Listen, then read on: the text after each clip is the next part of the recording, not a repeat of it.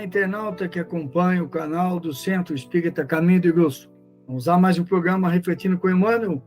No momento, nós estamos tratando da obra Caminho, Verdade e Vida, que faz parte da série Fonte Viva.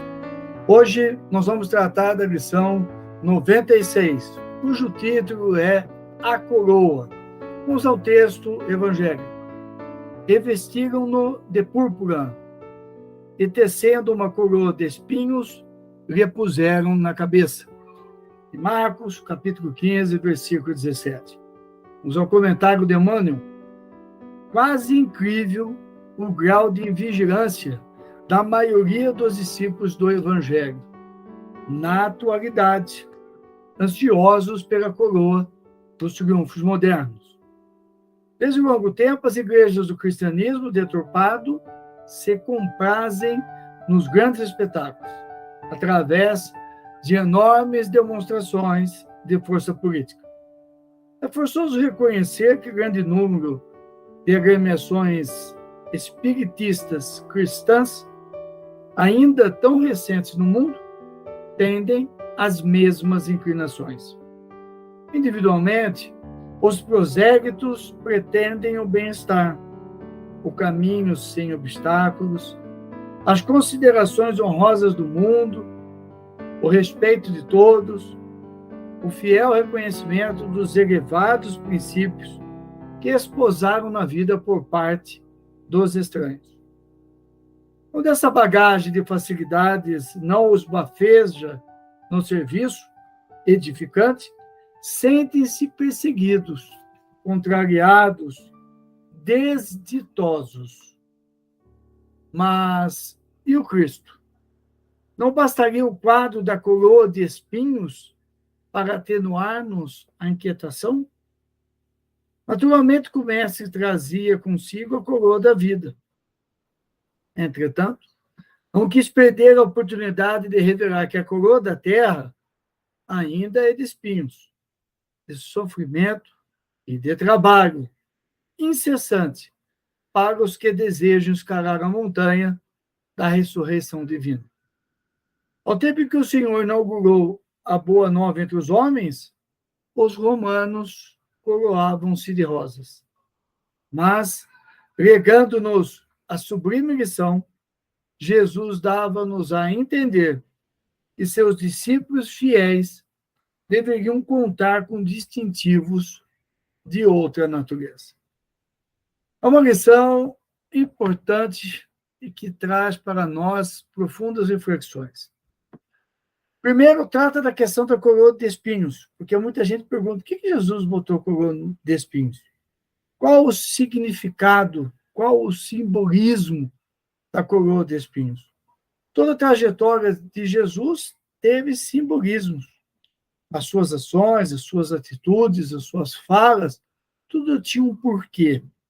É preciso investigar esse porquê, e, evidentemente, a investigação e a interpretação é livre.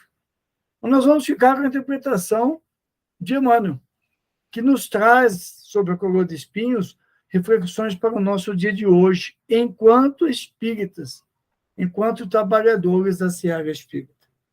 Então, ele diz que nós ainda, trabalhadores, estamos buscando triunfos modernos. E repetindo os erros do passado, quando nós usamos da igreja, ou das igrejas, ou das religiões para termos projeção material, física na Terra, nós parece que vamos repetindo o mesmo erro.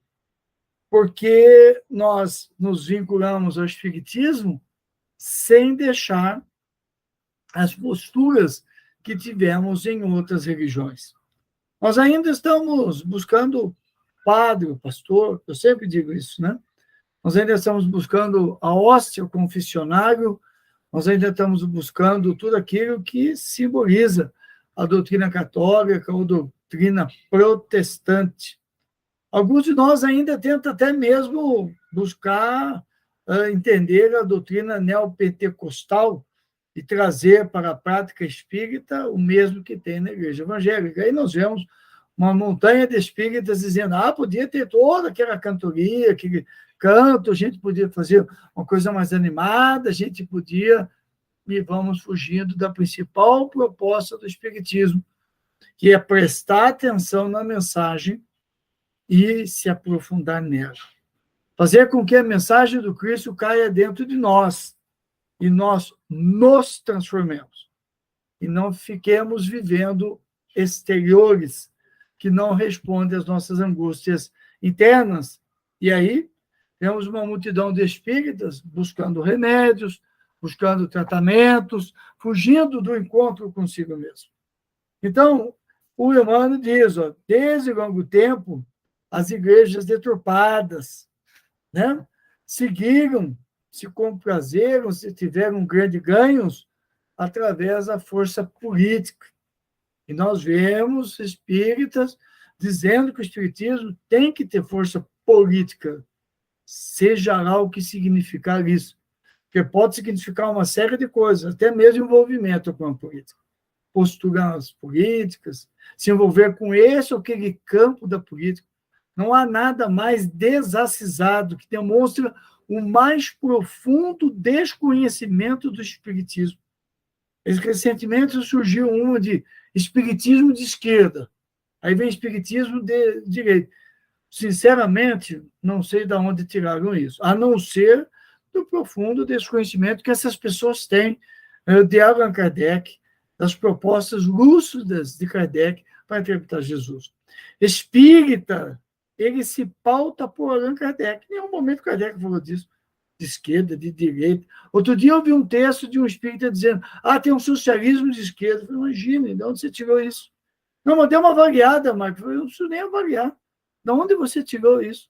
Esse amontoado de coisas que não tem ligação nenhuma com o espiritismo. Nada mais é do que a mesma deturpação que nós já fizemos enquanto padre, bispo, cardeais, pastores, igrejas. Nós já fizemos isso, gente.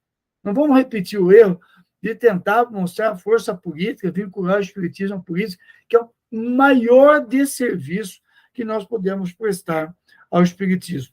Então, nada de demonstração de força política, né? E muitas agremiações espíritas já estão seguindo esse caminho. E espíritas estão seguindo, como eu disse anteriormente. Aí começa, publica um blogzinho ali, um influencerzinho ali, um textozinho ali, e vai se influenciando. Eu cheguei a receber e-mail de espíritas me convidando a ter postura política, e eu já disse aqui, ninguém mais do que eu que estive dentro da política e nunca misturei as coisas, nunca.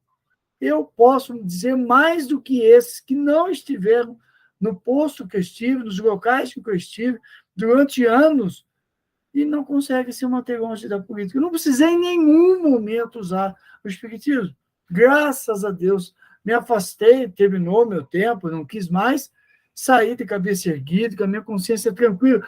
Desta vez, eu não misturei as coisas.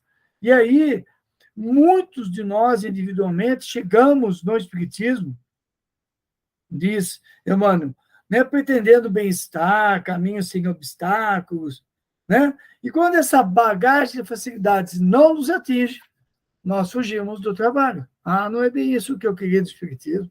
Eu achei que fosse ser mais fácil, né? Mas a coroa é de espinho.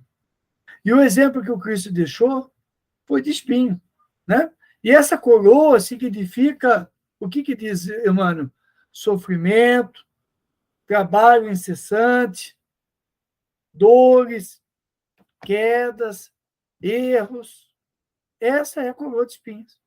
E é ela que nós temos que ou carregar, ou se preparar para quando chegar a hora, nós temos condições de colocar na nossa cabeça. Então, coroa de espinhos significa sofrimento, trabalho incessante no espiritismo, trabalho na vida pessoal, na vida profissional, dores, perdas, angústias, né?